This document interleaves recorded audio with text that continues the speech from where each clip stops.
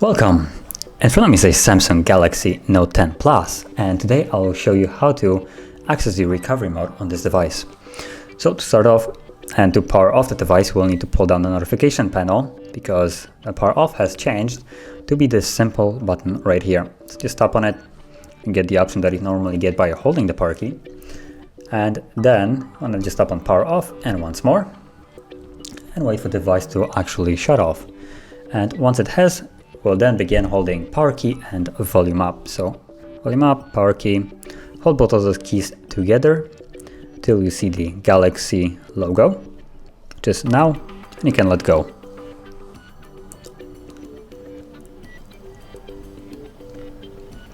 And now we're in recovery mode. Now I'm not sure how visible it is with this tiny little font on there, but our first option is just reboot the device. Then you have reboot to bootloader. Then you can also apply updates from ADB or updates from SD card, wipe data, factory reset, wipe cache, mount system, view recovery logs, run graphic test, run a local test, power off, and locate storage booting.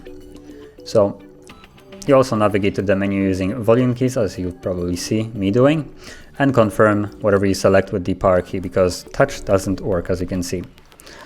And I'm just gonna simply reboot the device. So reboot a system now and confirm it with the power key.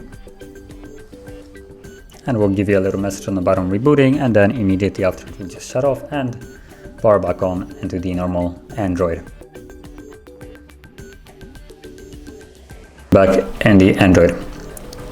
So that is how you would access the recovery mode on this device. And if you found this video helpful, don't forget to hit like, subscribe, and thanks for watching.